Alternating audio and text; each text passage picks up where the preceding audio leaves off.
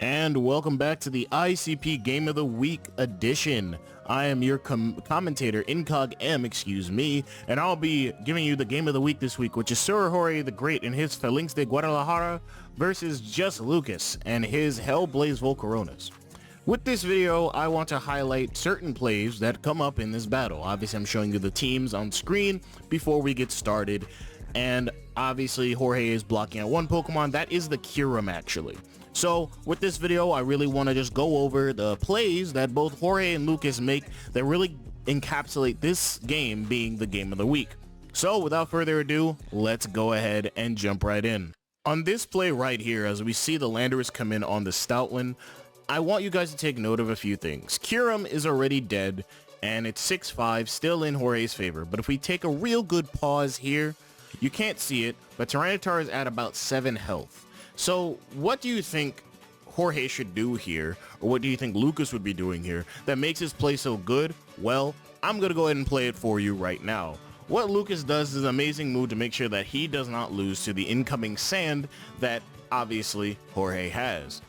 And I think it's a very important play to make because losing to weather is definitely something you don't want to have happen.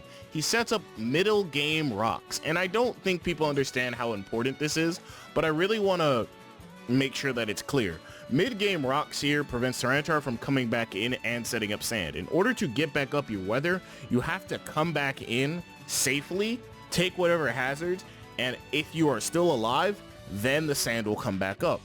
Obviously, that's not going to work for Jorge here, and I think this is a very good play that definitely puts us in the category of the Game of the Week, but we still have some time to go. I also want to highlight after the Landorus kills the other Landorus, we do see Lucas go into another Pokemon that will definitely be impactful for the rest of this game and definitely helps him win this game, none other than Spectrier. What Lucas does is a classic trick to very much check what this Landorus's item is, but he already knew from turn 1, or at least felt like from turn 1, that this was a Scarf Landorus. He goes for Sub, and then he goes for something that I wasn't expecting to see during this battle, and it's Disable. As Jorge continues to Psychic, we see Disable pop, which does force him out of his Landorus, which allows, at least in my opinion, Lucas to get up any amount of setup that he wants moving forward, because obviously that's what he would want to do here. He wants to get up under the sub, he wants to burn something that could be coming in. Obviously, it's Stoutland that's always going to be coming in, but Lucas takes advantage of this by just subbing again and just doing what he's doing. Because I feel as though that this is a really smart decision by Lucas overall. To make sure that he doesn't lose out on any situation, he's basically just softening up Jorge's team overall to make sure that he can beat it with Spectre in the end. And I think that this is a really good move by him nonetheless. I think this play right here definitely encapsulates the end game that Lucas is going for. After a few exchanges and after Landorus dies to Snorlax, we see the Dracovish come in and go for a Physius Rend.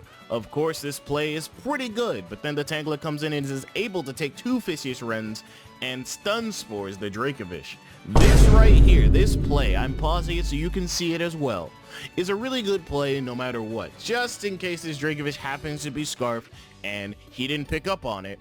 It's banded, by the way. If he didn't pick up on this being Scarf, then this is a good play to make sure that it doesn't matter if it's Scarf or not, Spectre will always outpace it.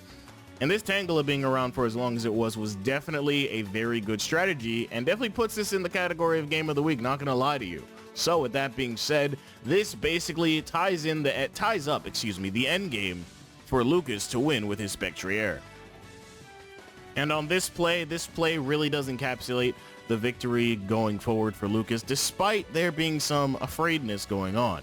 We do see Lucas decide to switch out his Spectrier here just to check if this is a Scarf Ribombee or not, but it turns out to be Quiver Dance, which does allow Lucas to also understand where this could go. It's very great that he has Snorlax left at this point because he can let go of Keldeo and then go right into Snorlax to absorb the Moonblast because, you know, Snorlax is a Spadef demon if you didn't know, which does allow him just to win out the game with his Spectrier and get a 1-0 victory on the day for his Hellblaze Volcaronas. And as we watch these last few turns, I want to thank you guys for watching today.